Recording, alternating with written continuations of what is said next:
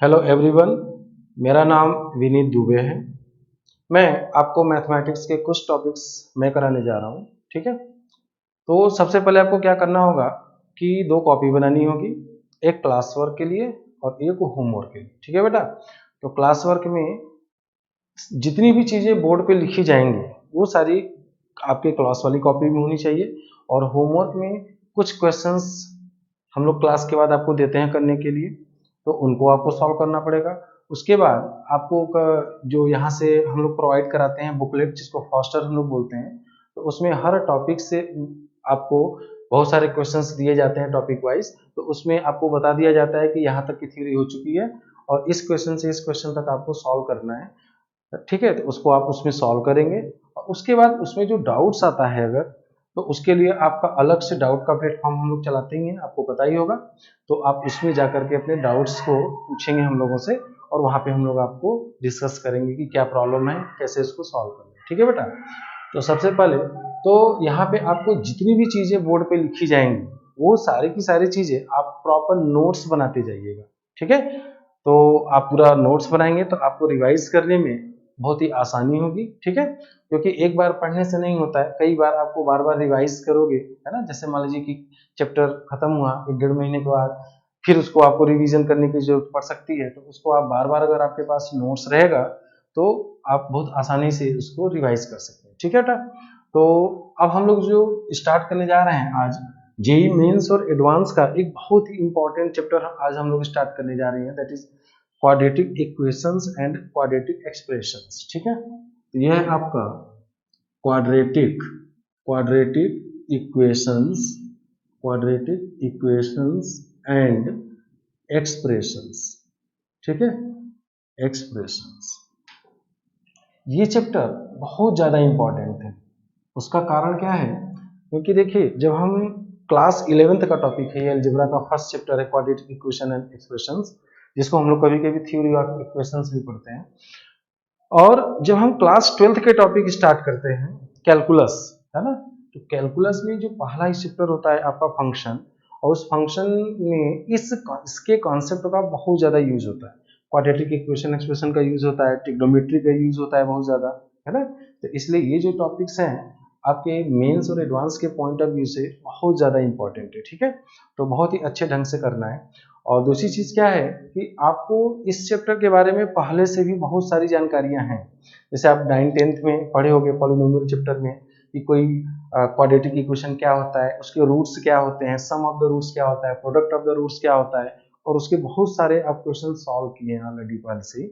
तो अब देखिए यहाँ पे हमें क्या करना है, आप पहले से भले ही कुछ भी पढ़े हो, बट हम लोग स्टार्ट करेंगे एकदम जीरो लेवल से।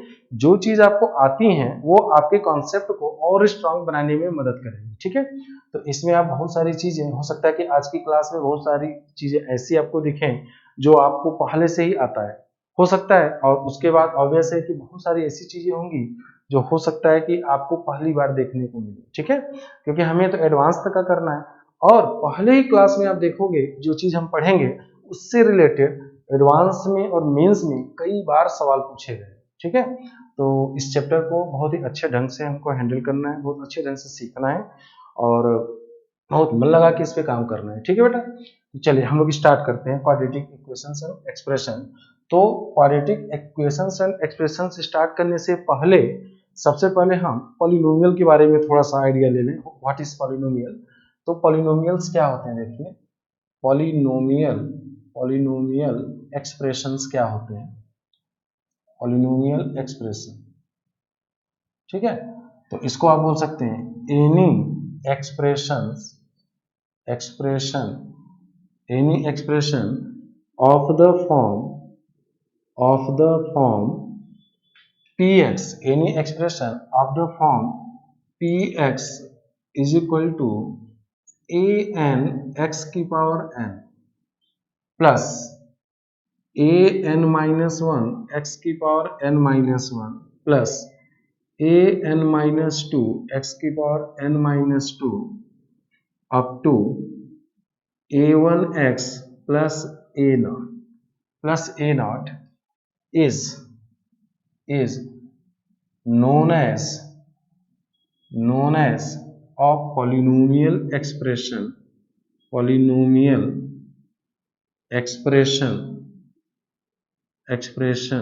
of degree n, ये ध्यान रखना है, polynomial equation of degree n if n belongs to whole number and an is not equal to 0। ठीक है बेटा, इसको आपको कॉपी में लिख लेना होगा अपने।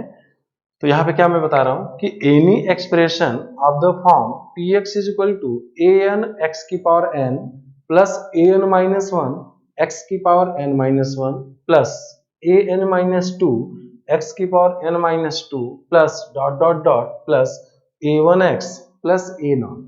any expression of the form px is equal to an x की power n plus an minus 1 x की power n minus 1 plus an minus 2 x की power n minus 2 dot dot plus a1x plus a0 is known as a polynomial expression of degree n if n belongs to whole number।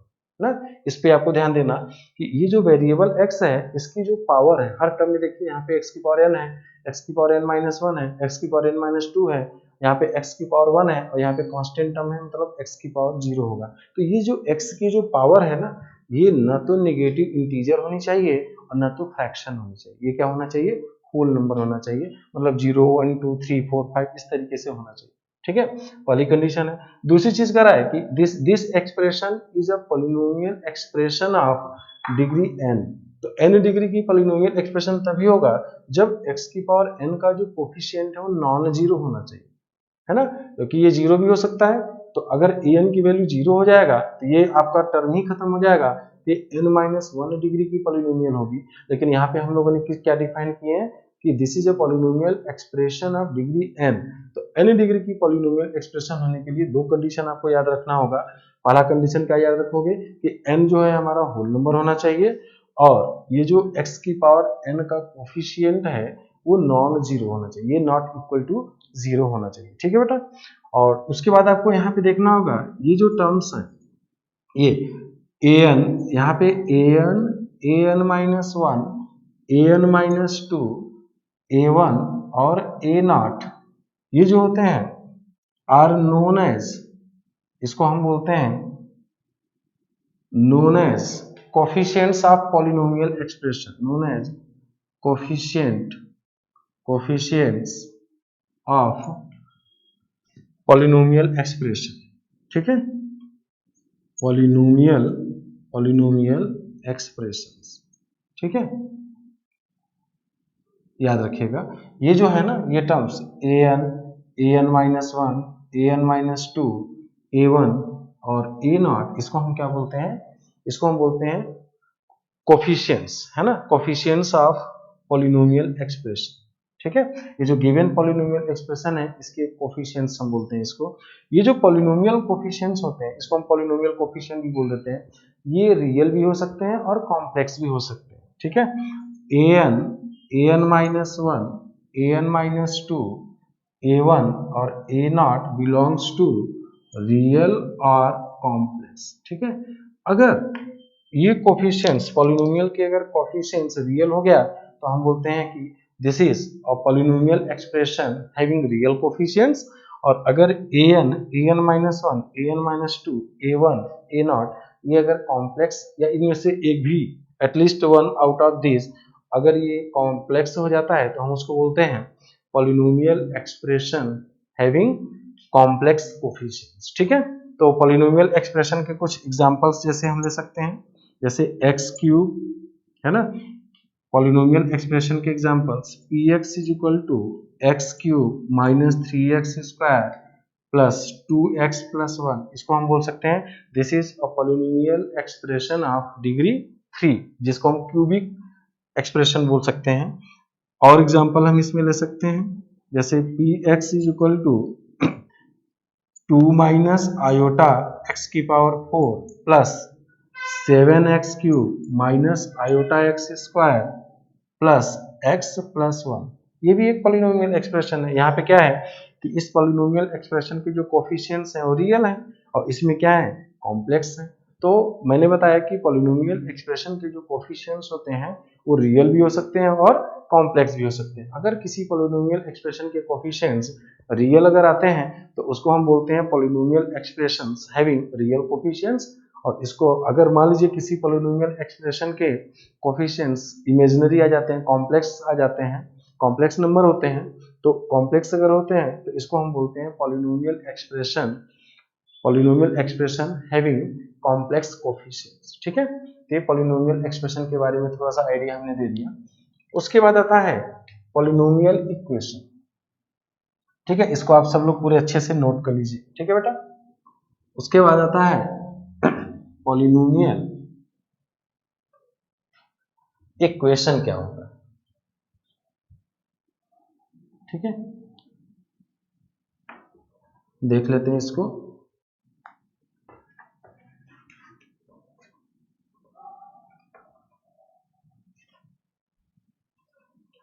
तो यहाँ पे हम लोग heading डालेंगे, आप भी लिखिए पॉलिनोमियल इक्वेशन। ठीक है, पॉलिनोमियल इक्वेशन क्या होता है, if px is a polynomial expression then px equal to 0 is defined as polynomial equation. ठीक है बेटा, क्या बताया मैं कि अगर px एक पॉलिनोमियल एक्सप्रेशन है तो px इक्वल टू 0 एक पॉलिनोमियल इक्वेशन हो जाती है। जैसे, या इसी को ऐसे हम करते हैं, इफ, इसको हम ऐसे लिख सकते हैं, if px is equal to an x की power n minus one plus an minus one, if pn is equal to, इसको फिर से देख लीजिए, if px is equal to an x की power n plus an minus one x की power n minus one plus an minus two x की power n minus two up to a1x plus a nought is a polynomial expression then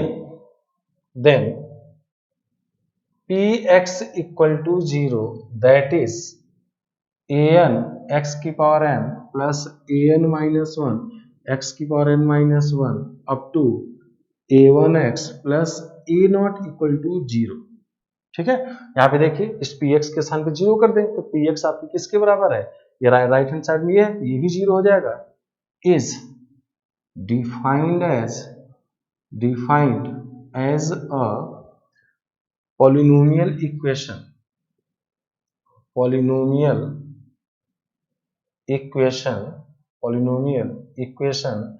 of degree n if, यहाँ पे वही दो condition होगी, if वाली condition क्या हो जाएगा, n belongs to whole number and दूसरा क्या हो जाएगा, an is not equal to 0। ठीक है, आपको ध्यान ये देना होगा क्योंकि जो पॉलिनोमियल इक्वेशन आ रही है वो आ कहां से रही है, पॉलिनोमियल एक्सप्रेशन से ही तो आ रहा है। क्योंकि पॉलिनोमियल एक्सप्रेशन में क्या था, px इज इक्वल टू, है ना, एक पॉलिनोमियल एक्सप्रेशन है, इसी px को अगर 0 कर दोगे तो ये क्या बन जाएगा, पॉलिनोमियल इक्वेशन बन जाएगा। ठीक है, तो जो पॉलिनोमियल एक्सप्रेशन में कंडीशंस थी वही आपका पॉलिनोमियल इक्वेशन में भी कंडीशन हो जाएगा। और यहाँ पे भी वही चीजें हैं, here an minus 1 an minus 2 a1 a naught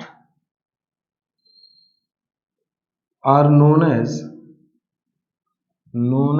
coefficients of given polynomial equation, polynomial equation। ठीक है, और ये कोफिशिएंट्स क्या हो सकते हैं, an minus 1 a1 a nought belongs to real भी हो सकते हैं और ये कॉम्प्लेक्स भी हो सकते हैं, ठीक है। अगर ये कोफिशिएंट्स यहाँ पे देखिए, ये जो कोफिशिएंट्स हैं अगर ये रियल आते हैं तो इसको हम बोलते हैं polynomial equation having real coefficient, और अगर इसमें से कोई भी एक अगर कॉम्प्लेक्स हो जाता है तो इसको हम बोलते हैं polynomial equation of complex coefficient, ठीक है बेटा। हमें लग रहा है कि आपको एकदम अच्छे से समझ में आ गया कि पॉलिनोमियल एक्सप्रेशन क्या होता है और पॉलिनोमियल इक्वेशन क्या होता है। तो किसी पॉलिनोमियल एक्सप्रेशन अगर px है तो px इक्वल टू 0 कर दोगे तो वो एक इक्वेशन बन जाता है जिसको हम पॉलिनोमियल इक्वेशन बोलते हैं, ठीक है बेटा। तो आई थिंक कि आपको ये सारी चीजें समझ में आ गई कि पॉलिनोमियल एक्सप्रेशन और पॉलिनोमियल इक्वेशन क्या होता है और क्या कंडीशन होती है, ठीक है। अब हम लोग आते हैं अपने टॉपिक पे। तो देखिए जो हमारा, इसको सभी लोग अच्छे से नोट कर लीजिएगा, ठीक है बेटा।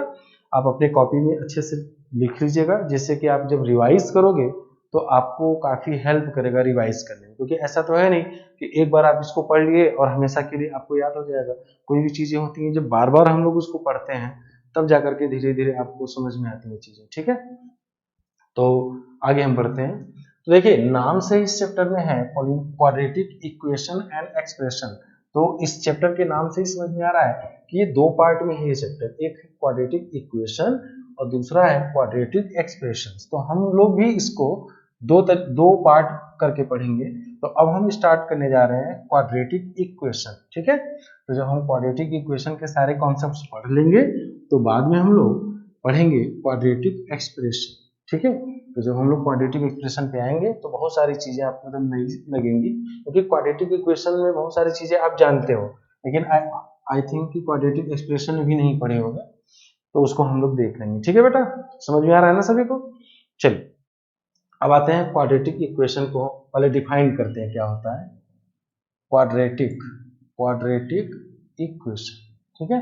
तो क्वाड्रेटिक इक्वेशन एक पॉलिनोमियल इक्वेशन है, it is a polynomial equation of degree 2। तो ऐसी पॉलिनोमियल इक्वेशन जिसकी डिग्री 2 होती है उसको हम क्वाड्रेटिक इक्वेशन बोलते हैं, ठीक है बेटा। क्वाड्रेटिक इक्वेशन क्या है? It is a polynomial equation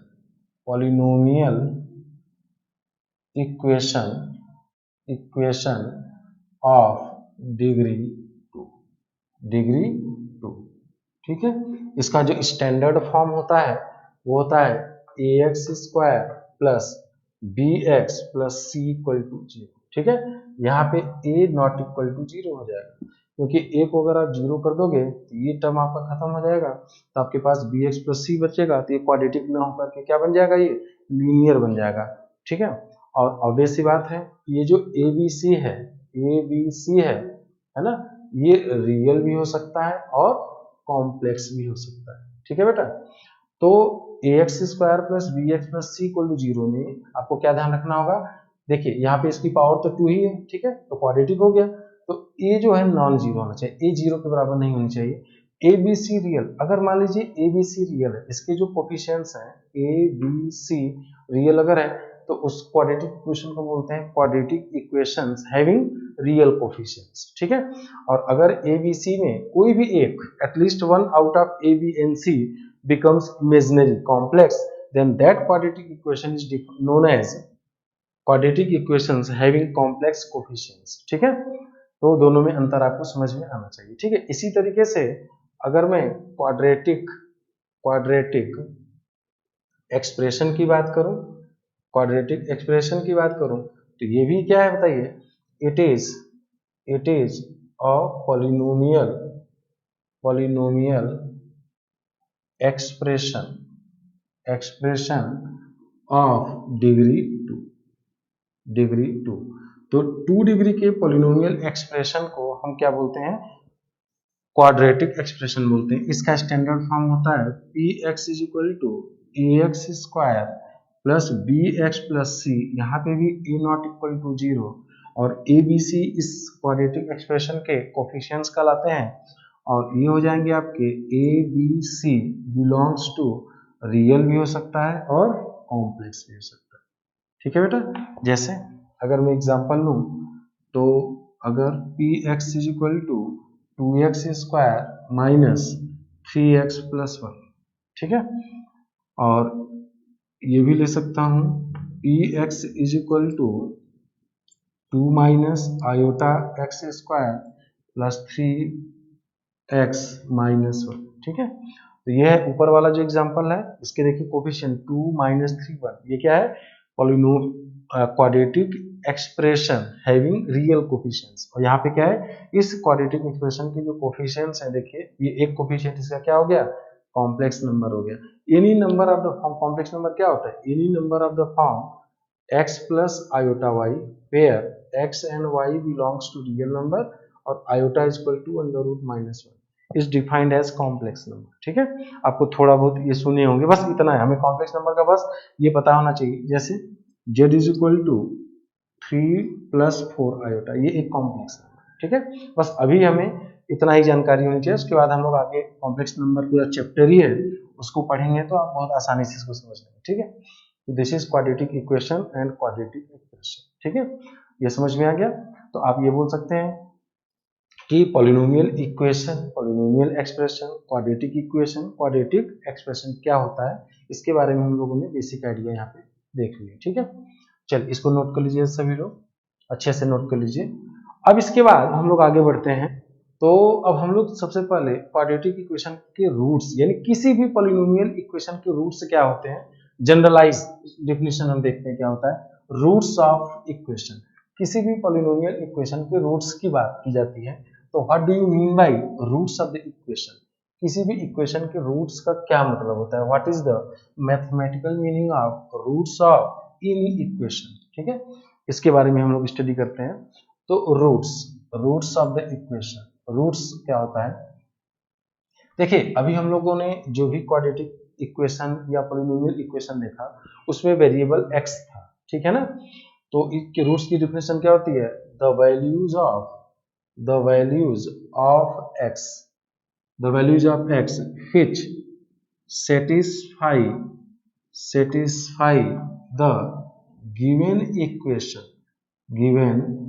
equation are known as roots of the equation, ठीक है बेटा। तो जैसे एग्जांपल की बात करूं अगर मैं, x square minus 5x plus 6 equal to 0, मान लीजिए कि ये एक इक्वेशन है 2 डिग्री की।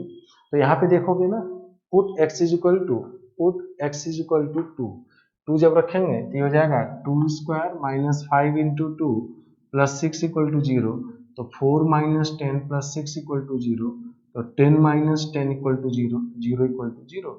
इसका क्या मतलब हुआ कि x इज इक्वल टू 2 क्या है, ये एक इसका रूट है। क्यों रूट है, क्योंकि इस इक्वेशन में x की वैल्यू 2 रखोगे अगर, ठीक है, x इज इक्वल टू 2 रखोगे तो ये LHS और RHS दोनों की वैल्यू सेम आ जाएगा, यानी कि x इज इक्वल टू 2 इस इक्वेशन को सेटिस्फाई कर रहा है, इसलिए इस इक्वेशन का रूट क्या हो जाएगा, x इज इक्वल टू 2, ठीक है बेटा। तो रूट की क्या मीनिंग होती है, द वैल्यूज ऑफ x की वो सारी वैल्यूज जो गिवन इक्वेशन को सेटिस्फाई करे उसको हम क्या बोलते हैं, उस इक्वेशन का रूट बोलते हैं। यहाँ पे देखिए x की वैल्यू 2 था, इसी तरीके से x की वैल्यू 3 करेंगे अगर, तो ये क्या बन जाएगा बेटा, देखिए ये बन जाएगा x की वैल्यू अगर 3 करेंगे तो ये हो जाएगा 3 स्क्वायर माइनस 5 इंटू 3 प्लस 6, देखिए सेटिस्फाई कर रहा है, 9 माइनस 15 प्लस 6 इक्वल टू 0, तो 15 माइनस 15 इक्वल टू 0, तो 0 इक्वल टू 0।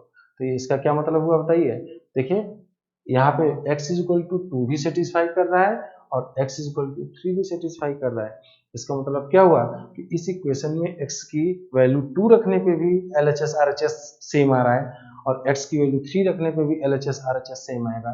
इसका मतलब ये हुआ इस इक्वेशन के दो रूट्स हैं, एक रूट है x इज इक्वल टू 2 और दूसरा रूट है x इज इक्वल टू 3, ठीक है। तो रूट का मतलब ये होता है कि गिवन इक्वेशन में x की ऐसी वैल्यू जो उस इक्वेशन को सेटिस्फाई कर जाए, सेटिस्फाई करने का मतलब LHS की वैल्यू वही आ जाए जो RHS की है, तो उस x की वैल्यूज को हम इस इक्वेशन का रूट्स बोलते हैं, ठीक है बेटा। तो यहाँ तक आपको समझ में आ गया हो गया कि what do you mean by roots, ठीक है। अब बेटा यहाँ पे ना एक थ्योरम होता है, रूट से रिलेटेड एक थ्योरम होता है। थ्योरम ये होता है कि अगर कोई पॉलिनोमियल इक्वेशन है n डिग्री, है ना, रूट से रिलेटेड एक थ्योरम होता है।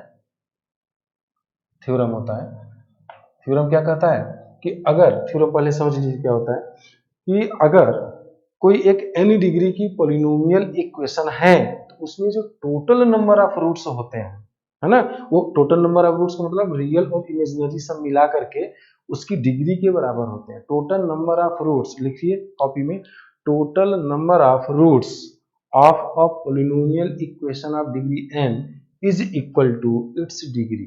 ठीक है, तो इसको मैं यहाँ पे लिख रहा हूँ, आप भी नोट करिए। टोटल नंबर ऑफ रूट्स, यहाँ पे रियल प्लस कॉम्प्लेक्स या इमेजिनरी, ठीक है, real plus complex roots, total number of roots of a polynomial equation of degree n is equal to n। ठीक है, तो क्या इसमें बोला है कि कोई अगर n डिग्री की पॉलिनोमियल इक्वेशन है, ठीक है बेटा, समझ में आ रहा है ना, अगर n डिग्री की पॉलिनोमियल इक्वेशन है तो उस n डिग्री की पॉलिनोमियल इक्वेशन में जो टोटल नंबर ऑफ रूट्स आएगा वो उसकी डिग्री, उस पॉलिनोमियल इक्वेशन की डिग्री के बराबर ही आएगा, उससे n से ज्यादा नहीं हो सकता है और ना तो n से कम हो सकता है। ठीक है, और ये ध्यान देना, ये जो थ्योरम है, this theorem is applicable for polynomial equation only, क्योंकि अभी आप आगे चल करके देखोगे बहुत सारे इक्वेशन होते हैं, जैसे लॉगरिथमिक इक्वेशन होता है, ट्रिग्नोमेट्रिक इक्वेशंस होते हैं, बहुत सारे इक्वेशंस होते हैं, है ना, तो सब इक्वेशन के लिए वैलिड नहीं है। This theorem is for only polynomial equation, क्योंकि पॉलिनोमियल इक्वेशन की जो डिग्री होती है उतने ही टोटल रूट्स मिलते हैं। इसका क्या मतलब है, एक एग्जांपल से समझिए। जैसे अगर मैं बोलूं x square minus 5x plus 6 equal to 0, अगर इसको मिडिल टर्म स्प्लिट करेंगे तो x minus 2 into x minus 3 equal to 0 आएगा, x इक्वल टू 2 एंड 3 आ गया। अब बताइए, इस पॉलिनोमियल इक्वेशन की डिग्री 2 है जिसको हम क्वाड्रेटिक इक्वेशन बोलते हैं, तो इसके कितने रूट्स आने चाहिए, 2, मैक्सिमम 2 रूट्स आने चाहिए, 2 रूट्स आ गए। ठीक है, अब देखिए इसी का एग्जांपल और एक ले लेते हैं। जैसे मैं ले लिया x square minus 2x plus 1 equal to 0। ठीक है बेटा, तो x square minus 2x plus 1 equal to 0, ये भी क्वाड्रेटिक इक्वेशन है। इसकी मैक्सिमम डिग्री कितनी है बताइए, इसकी डिग्री 2 है, तो इसके मैक्सिमम रूट्स कितने मिलेंगे, 2। लेकिन इसको अगर और अच्छे से देखा जाए तो x माइनस 1 का whole square equal to 0, x minus 1 equal to 0, तो x इक्वल टू 1 आ जाएगा।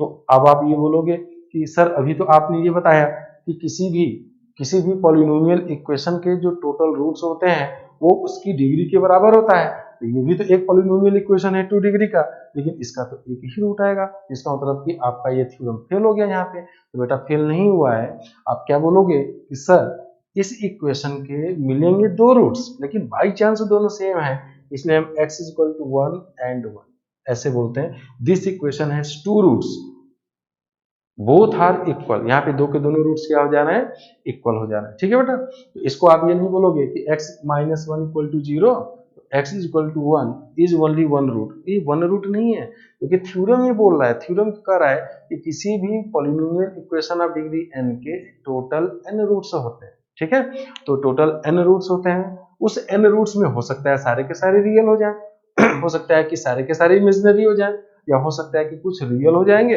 और कुछ इमेजिनरी मिक्स टाइप के हो जाएंगे। ठीक है, अब यहाँ पे अगर बाई चांस एक ही आ रहा है तो इसको आप ये नहीं बोलोगे कि ये 2 डिग्री की इक्वेशन है लेकिन इसके एक ही रूट है। इसको अगर बोला जाएगा, अगर एग्जाम में आता है कि find the total number of roots of this equation, तो आप कितने बताओगे कि 2 की 3। बोलो बेटा क्या बोलोगे कि this equation has 2 roots but both are equal.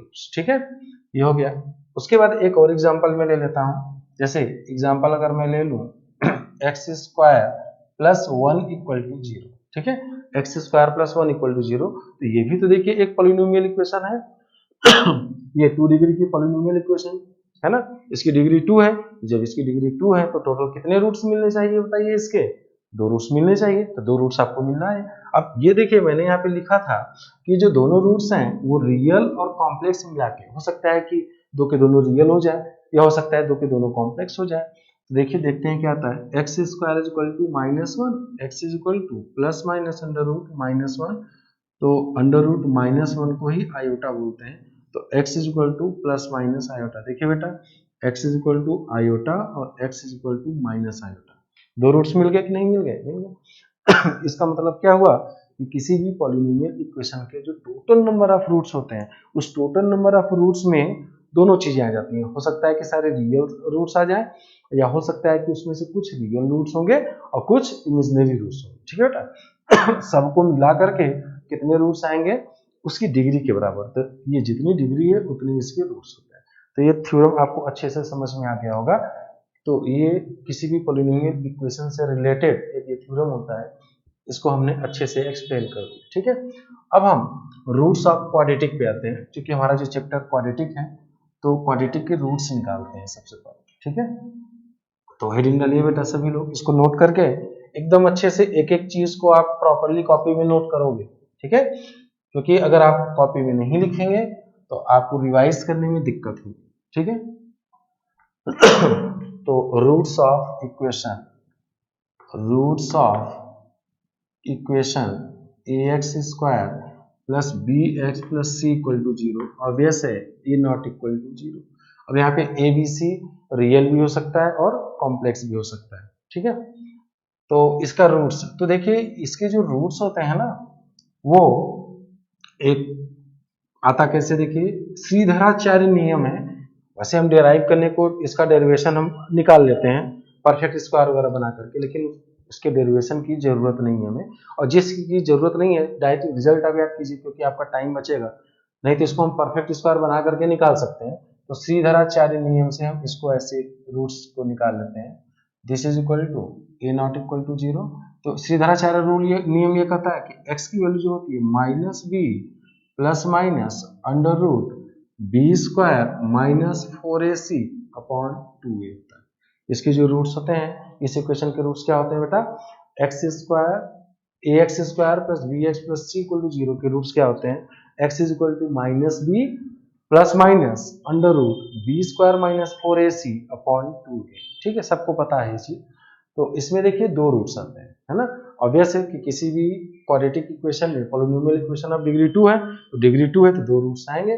तो एक रूट आएगा -b plus under root b square minus 4ac upon 2a, इसको हम अल्फा बोलते हैं। ठीक है, और x is equal to -b minus under root b square minus 4ac upon 2a, इसको हम क्या बोलते हैं? बीटा बोलते हैं। x is equal to -b plus under root b square minus 4ac upon 2a, इसको हम अल्फा बोलते हैं, और x is equal to -b under root b square minus 4ac upon 2a को बीटा। तो अल्फा, देखिए ये आप इसको बीटा बोल दीजिए, इसको अल्फा बोल दीजिए, कोई फर्क नहीं पड़ता है। लेकिन कन्वेंशन ये है कि देखिए यहाँ ये प्लस है, यहाँ माइनस है, तो प्लस वाले को हम जनरली अल्फा लेते हैं और माइनस वाले को हम क्या बोलते हैं? बीटा बोल देते हैं। ऐसा कोई रूल नहीं है, आप चेंज कर सकते हो, आप प्लस वाले को बीटा बोल दीजिए, माइनस वाले को अल्फा, तो गलत नहीं आएगा। ठीक है, तो जनरली हम प्लस वाले को अल्फा ले लेते हैं और माइनस वाले को बीटा ले लेते हैं। आपकी चॉइस है, आप नाम बदल भी सकते हैं इसका। ठीक है बेटा, अब देखिए इसमें ना इस टर्म को बी स्क्वायर माइनस 4ac को कैपिटल, इसको हम डिस्क्रिमिनेंट, इसको डिस्क्रिमिनेंट बोलते हैं, इसको हम कैपिटल डी से रिप्रेजेंट करते हैं, है ना। तो capital D equal to b square minus 4ac, ये भी याद। ठीक है, तो D B square minus 4ac को हम कैपिटल डी से हम रिप्रेजेंट करते हैं। एग्जाम्पल देखिए, जैसे अगर मैं बोलूं 2x square minus 3x minus 1 equal to 0। ठीक है, 2x square minus 3x minus 1 equal to 0 के रूट्स निकालना है। तो देखिए अगर कंपेयर करोगे ax square plus bx plus c equal to 0, तो a की वैल्यू 2, b की वैल्यू -3 और c की वैल्यू -1 है। ठीक है बेटा, देख लीजिए, निकालिए सभी लोग। तो x की वैल्यू क्या होती है? x की वैल्यू होती है -b plus minus b square minus 4ac upon 2a। ठीक है, तो यहाँ पे देखिए b की वैल्यू क्या है? -3 है, तो हो जाएगा -3 प्लस माइनस -3 का स्क्वायर -4ac -4ac ठीक है, डिवाइडेड बाई 2a। ठीक है, तो ये आ जाएगा आपका 3 प्लस माइनस ये क्या हो जाएगा 9 प्लस 8 अपॉन 4। ठीक है, तो x की जो वैल्यू आ जाएगा 3 प्लस माइनस √17/4। ठीक है, तो इस तरीके से आप श्रीधराचार्य नियम इसको बोलते हैं, इससे आप किसी भी क्वाड्रेटिक इक्वेशन के रूट्स को कैलकुलेट कर सकते हैं। ठीक है, इसमें कोई दिक्कत नहीं होनी चाहिए। ठीक है बेटा, एकदम सिंपल सी चीजें हैं। ठीक है, तो किसी भी क्वाड्रेटिक इक्वेशन के रूट्स को हम ऐसे निकालते हैं। कभी कभी क्या होता है ना, मिडिल टर्म स्प्लिट से आसानी से हो जाता है, तो हम उसको उस तरीके से कर लेते हैं। अगर नहीं कर पाते हो तो श्रीधराचार्य नियम से किसी भी क्वाड्रेटिक इक्वेशन के रूट्स को आप कैलकुलेट कर सकते हैं। ठीक है, वो रूट्स चाहे इमेजिनरी रूट्स हैं चाहे रियल रूट्स हैं, आप बड़े आसानी से इसको हैंडल कर सकते हैं। ठीक है बेटा, तो ये हम लोगों ने रूट्स के बारे में थोड़ा स्टडी किया। ठीक है, तो बेसिक चीजें थी, रूट्स क्या होता है बता दिया, उसके बाद किसी भी क्वाड्रेटिक के रूट्स निकाले कैसे जाते हैं। ठीक है, अब हम पढ़ने जा रहे हैं, हमारा जो फर्स्ट आर्टिकल है that is relation between roots and coefficients. ठीक है, वेरी इंपॉर्टेंट, लास्ट ईयर भी आईटी एडवांस में क्वेश्चन आया था, 2011 में एक एडवांस का क्वेश्चन आया था, वही क्वेश्चन 2014 में मेंस में आ गया था। इसी से related relation between roots and coefficients, आप इसको बहुत पहले से जानते हो। ठीक है, उसको देखिए क्या है, तो पहला आर्टिकल है इसका relation between roots and coefficients. Obvious सी बात है, किसकी ax² plus bx plus c equal to 0 के रूट्स अल्फा और बीटा। ठीक है, ये दिया है कि relation between roots of the equation roots and coefficients of the equation ax² plus bx plus c equal to 0। ठीक है बेटा, तो ax² plus bx plus c equal to 0 एक हमारा क्वाड्रेटिक इक्वेशन है, और उस क्वाड्रेटिक इक्वेशन के रूट्स अगर अल्फा और बीटा दिया हुआ है, तो अल्फा बीटा a b और c में क्या रिलेशन है, इसी रिलेशन को हम लोग पढ़ने जा रहे हैं। ठीक है, तो देखिए ax² plus bx plus c equal to 0 के रूट्स अल्फा एंड बीटा। ठीक है, तो देखिए इसका क्या मतलब हुआ, कि इसका मतलब ये हुआ कि x is equal to alpha इस इक्वेशन को सेटिस्फाई करेगा। और हम क्लास 10th से ही पढ़ते आ रहे हैं, 10th में 9th में पॉलिनोमियल चैप्टर में, कि अगर किसी इक्वेशन का root x is equal to alpha है, if x is equal to alpha is root of equation ax² plus bx plus c equal to 0, then x minus alpha will be its factor। Factor theorem यही कहता है ना, अगर किसी quadratic equation में x is equal to alpha अगर इसका root है इस इक्वेशन का, तो x minus alpha ax² plus bx plus c का एक फैक्टर होगा। इसका क्या मतलब हुआ कि x माइनस अल्फा से इसको डिवाइड करोगे तो रिमाइंडर 0 बनेगा। ये होता है ना, जैसे कि 12 का 3 एक फैक्टर है, इसका क्या मतलब हुआ कि 12 को 3 से डिवाइड करोगे तो रिमाइंडर 0 बनेगा। यही होता है फैक्टर का मतलब। सिमिलरली क्वेश्चन में क्या दिया है, and x is equal to beta is another root of equation ax² plus bx plus c equal to 0। ठीक है, therefore this implies x minus beta will be other factor। ठीक है, इसका क्या मतलब हुआ कि x इक्वल टू बीटा भी इसका एक रूट है, इसका मतलब कि x माइनस बीटा एक इसका दूसरा फैक्टर है। दूसरा फैक्टर का क्या मतलब हुआ कि x माइनस बीटा से भी अगर जब इसको डिवाइड करोगे ax² plus bx plus c को, तो रिमाइंडर हमेशा 0 बनेगा। ठीक है, तो ये देखिए ये क्या है, ये 2 डिग्री का LHS की बात अगर करूं तो 2 डिग्री का एक्सप्रेशन है, तो 2 डिग्री का एक्सप्रेशन है तो इसके दो फैक्टर मिल गए।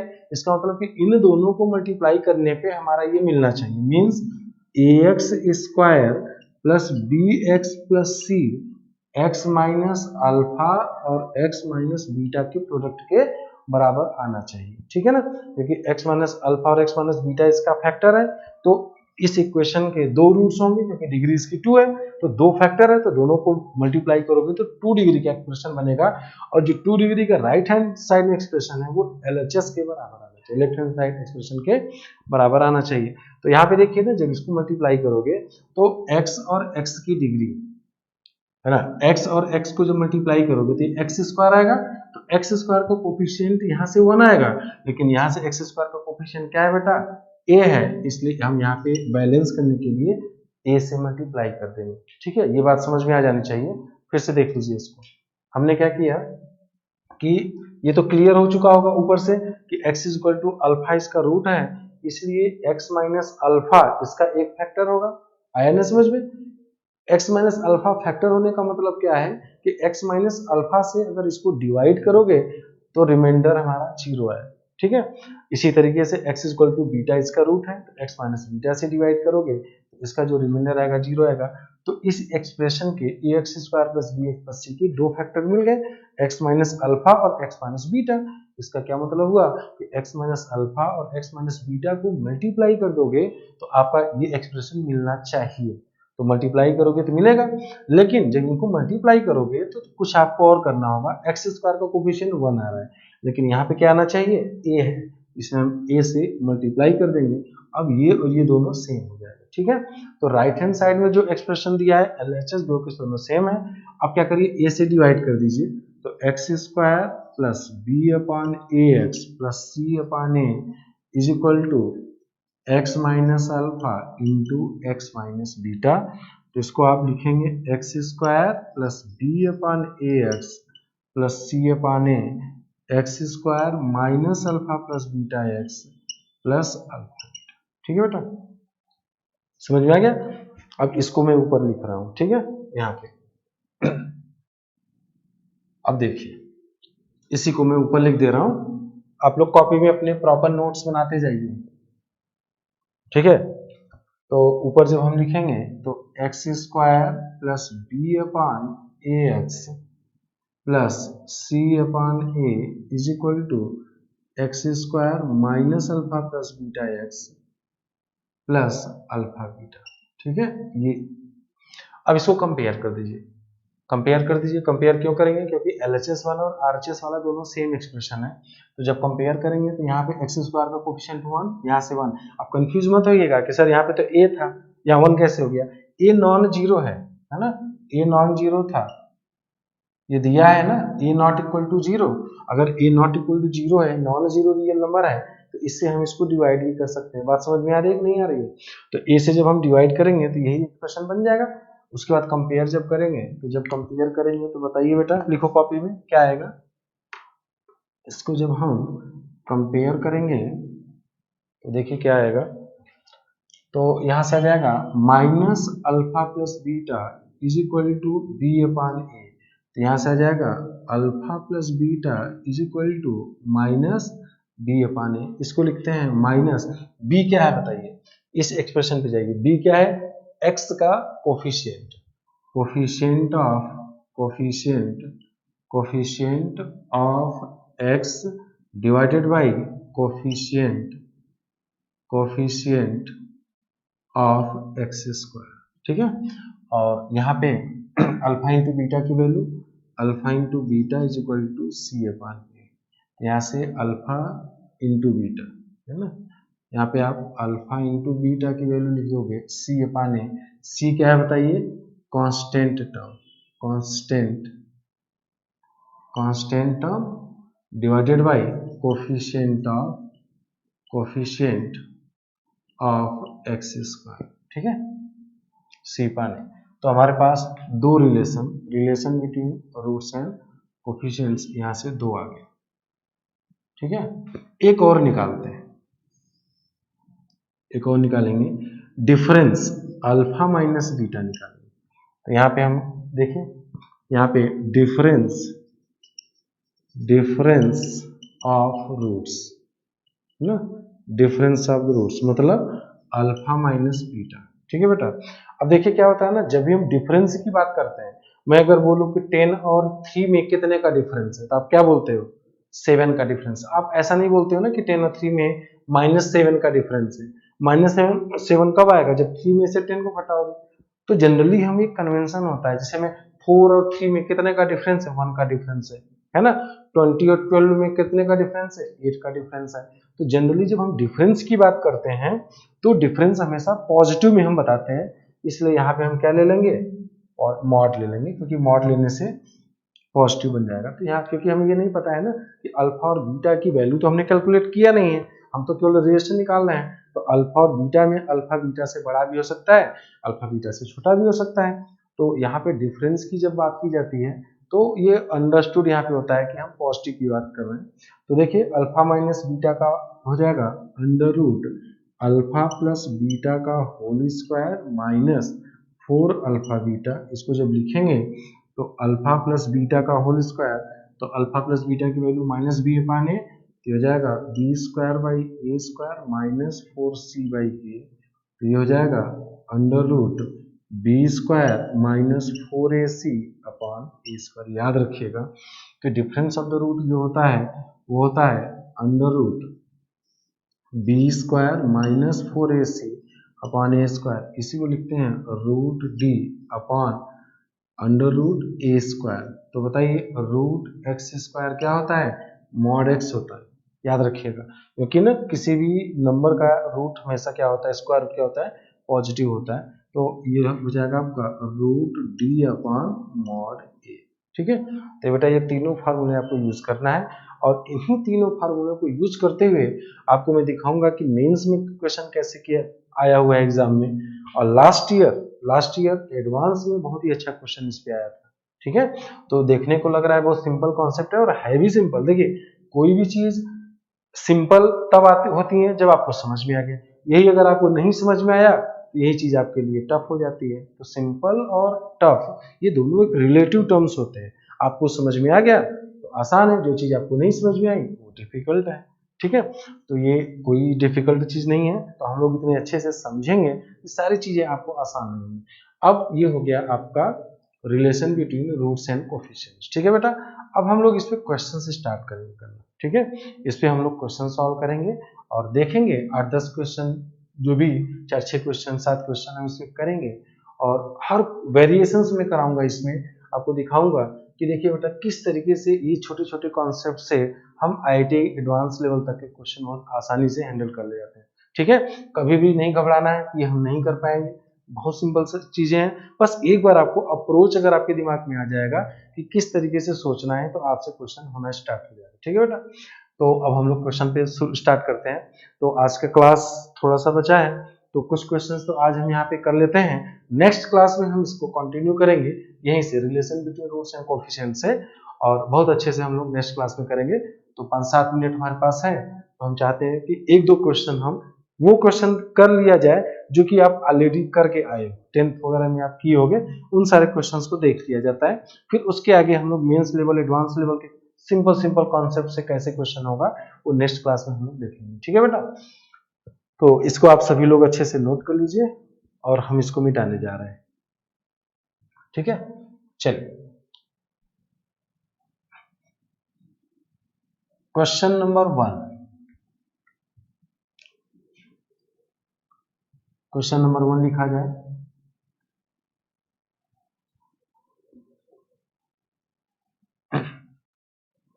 सिंपल क्वेश्चन जो हमारे बेसिक क्वेश्चंस हैं उसको देख लिया जाए। तो relation between roots and coefficients का पहला क्वेश्चन, इफ अल्फा एंड, लिखिए if alpha and beta are roots of the equation, roots of the equation 2x square minus 3x plus 1 equal to 0,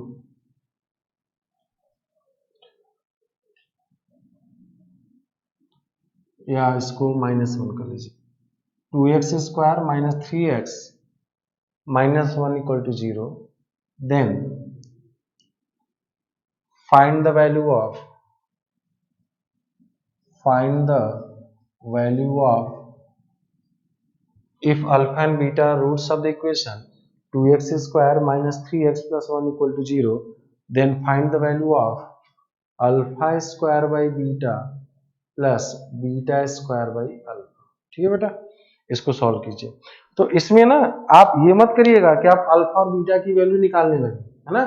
alpha और बीटा की value निकाल करके हमें नहीं solve करना होता है। आपको relation between roots and coefficient, तो आपके पास तीन रिलेशन है, sum of the root, product of the root, difference of the root.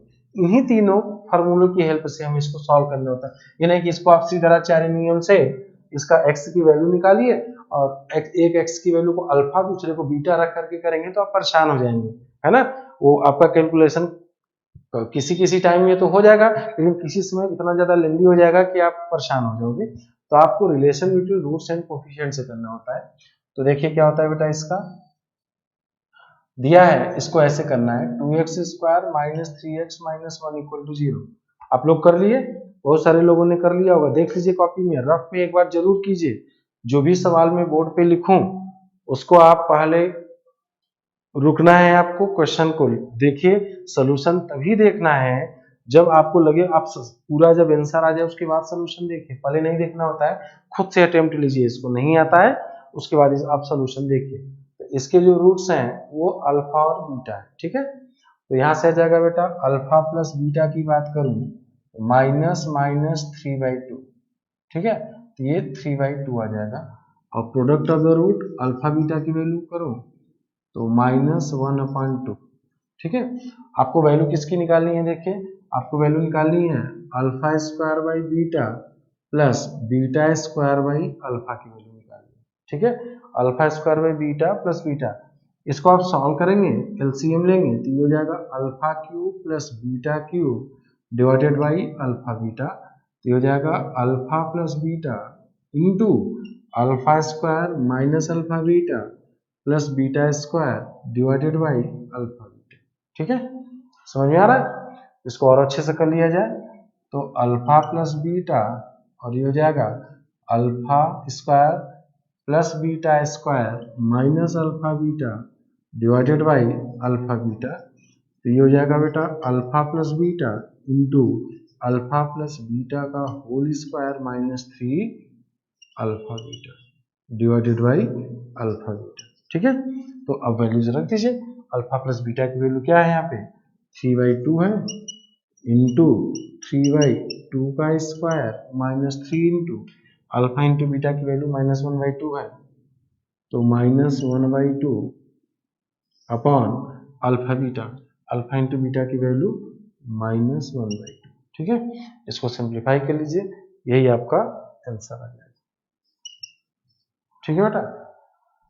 तो बेसिकली इस क्वेश्चन को बस समझाने का बस मेरा ये था कि आप अल्फा और बीटा की वैल्यू नहीं निकालने लगे, अल्फा बीटा की वैल्यू हम नहीं निकालेंगे। हम क्या करेंगे, relation between roots and coefficients के जो 3 फार्मूले हमने आपको बताया है उन्हीं फार्मूले को यूज करना है, ठीक है।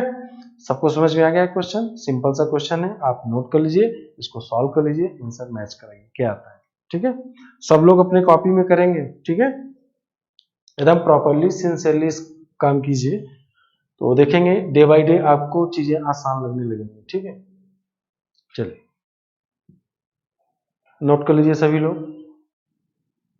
चलिए और एक बेस छोटा सा क्वेश्चन करते हैं।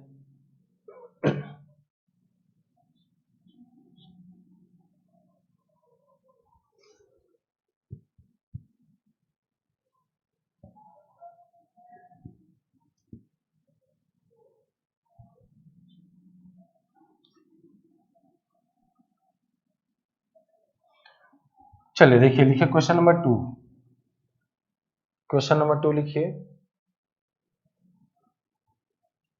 क्वेश्चन नंबर 2 सभी लोग लिखें। लेट या if alpha and beta are roots of the equation, इसी तरीके से if alpha and beta are roots of the equation, roots of the equation x square plus P x plus Q equal to 0, ठीक है। If alpha and beta are roots of the equation x square plus P x plus Q equal to 0, then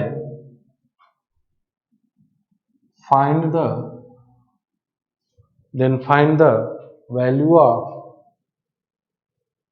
then find the value of alpha की power 4 beta square plus alpha square beta 4 in terms of P and Q। ठीक है, देख लीजिए, if alpha and beta are roots of the equation x square plus P x plus Q equal to 0, then find the value of alpha की power 4 beta square plus alpha square beta की power 4 in terms of P and Q. ठीक है, तो सारे लोग सबसे पहले attempt करेंगे, पूरा आंसर प्रॉपर निकालिए, सिंपल क्वेश्चन है, जैसे क्वेश्चन नंबर 1 था उसी तरीके से है, उसके बाद आप सोल्यूशन देखिएगा। ठीक है, तो तरीका क्या है, x square plus P x plus Q equal to 0, इसके रूट्स क्या हैं, अल्फा और बीटा। ठीक है बेटा, अल्फा बीटा इसके रूट्स हैं, तो आपको देखिए निकालना क्या है, अल्फा प्लस बीटा आपको पता है माइनस पी, अल्फा बीटा की वैल्यू आपको क्यू पता है, ये आपको पता है। अब आपको निकालना क्या है बताइए, किसकी वैल्यू, अल्फा की power 4 beta square plus alpha square beta 4, इसकी वैल्यू चाहिए आपको। अब आप यहां से क्या करेंगे, alpha square beta square common ले लीजिए, अल्फा स्क्वायर बीटा स्क्वायर, तो alpha square plus beta square बचेगा, तो ये हो जाएगा अल्फा बीटा का होल स्क्वायर, और इसको लिख सकते हो अल्फा प्लस बीटा का whole square minus 2 alpha beta. ठीक है बेटा, आ रहा है ना समझ में सभी को, कहीं दिक्कत, फिर ये हो जाएगा अल्फा बीटा का होल स्क्वायर, यहाँ पे वैल्यू रख दीजिए अल्फा इंटू बीटा की और अल्फा प्लस बीटा की, तो अल्फा इंटू बीटा की वैल्यू क्या है, क्यू है, तो ये क्यू स्क्वायर हो जाएगा, और अल्फा प्लस बीटा की वैल्यू माइनस पी, तो पी स्क्वायर माइनस 2। ठीक है बेटा, this is final answer, done. तो दिस इज सेकेंड क्वेश्चन, ये भी बहुत सिंपल क्वेश्चन था। तो देखिए यहाँ पे ना हम लोग कोई भी चीज शुरू करेंगे एकदम बेसिक लेवल से करेंगे, और ये नहीं होता है कि आपको ये आता है तो आपको नहीं करना है, फिर देखेंगे ना नेक्स्ट क्लास में आपको बहुत अच्छे अच्छे क्वेश्चंस मिलेंगे कि किस तरीके से एडवांस लेवल तक या मेंस के क्वेश्चंस आते हैं, धीरे धीरे हम लोग बढ़ते जाएंगे। ठीक है, एक और क्वेश्चन कर लेते हैं, यहाँ पे एक और क्वेश्चन किया जाए, इसको नोट कर लीजिए प्रॉपरली, एक और क्वेश्चन कर लेते हैं, क्वेश्चन नंबर 3 देखिए,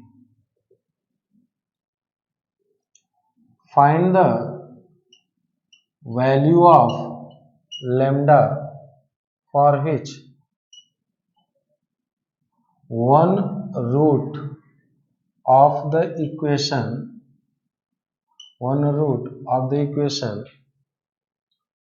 lambda plus 1 x square minus 2x plus 5 lambda minus 1 equal to 0 is reciprocal of other root. ठीक है, ये देखिए आपको क्या करना है कि लैम्डा की वैल्यू बतानी है जिसके लिए इस इक्वेशन का एक रूट दूसरे रूट का रेसिप्रोकल है। ठीक है, तो इसका क्या मतलब, रेसिप्रोकल का मतलब समझते हैं क्या होता है, जैसे 2 का रेसिप्रोकल क्या हो जाएगा, 1/2 हो जाएगा। अगर मान लीजिए 3 है, 3 का रेसिप्रोकल क्या हो जाएगा, 1/3।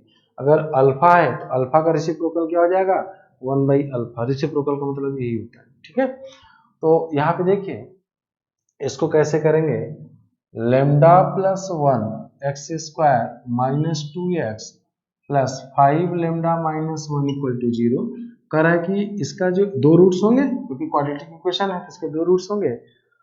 अब इसमें क्या कर रहा है कि इस लैम्डा की ऐसी लैम्डा की वैल्यू बताइए जिसके लिए इस इक्वेशन का एक रूट दूसरे का रेसिप्रोकल है, मतलब एक अगर अल्फा है तो दूसरा 1/अल्फा है।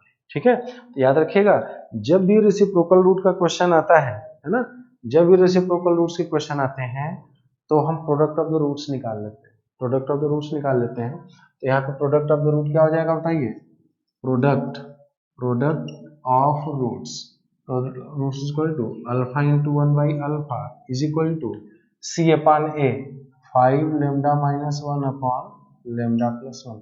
ऑब्वियस है कि देखिए ये नॉन जीरो होना चाहिए, तो लैम्डा नॉट इक्वल टू -1, ये कंडीशन होगी आपकी, ये अंडरस्टूड है। तो ये हो जाएगा आपका 1 is equal to 5 lambda minus 1 upon lambda plus one, 5 lambda minus one, lambda plus one के बराबर, तो ये हो जाएगा आपका 4 lambda is equal to 2, lambda is equal to 1/2। तो अगर लेमडा की वैल्यू 1/2 ले लेंगे तो इस इक्वेशन का एक रूट दूसरे रूट का रेसिप्रोकल बन जाएगा। ठीक है बेटा, तो आज यहीं पे हम अपनी क्लास को वाइंड अप कर रहे हैं। तो नेक्स्ट क्लास में आप इसको पूरा proper relation between roots and coefficients को रिवाइज करके आइएगा। रिवाइज क्या करना है, आपको सम ऑफ द रूट्स पता होना चाहिए, प्रोडक्ट ऑफ द रूट और डिफरेंस ऑफ द रूट, ये तीनों फॉर्मूले पता होना चाहिए। हम इसके आगे और अच्छे अच्छे क्वेश्चन इसमें करेंगे। ठीक है बेटा, तो यहीं पे हम क्लास को आज वाइंड अप कर रहे हैं, रोक रहे हैं, और आप पूरा प्रॉपरली रिवाइज करके आइए। ठीक है, चलो।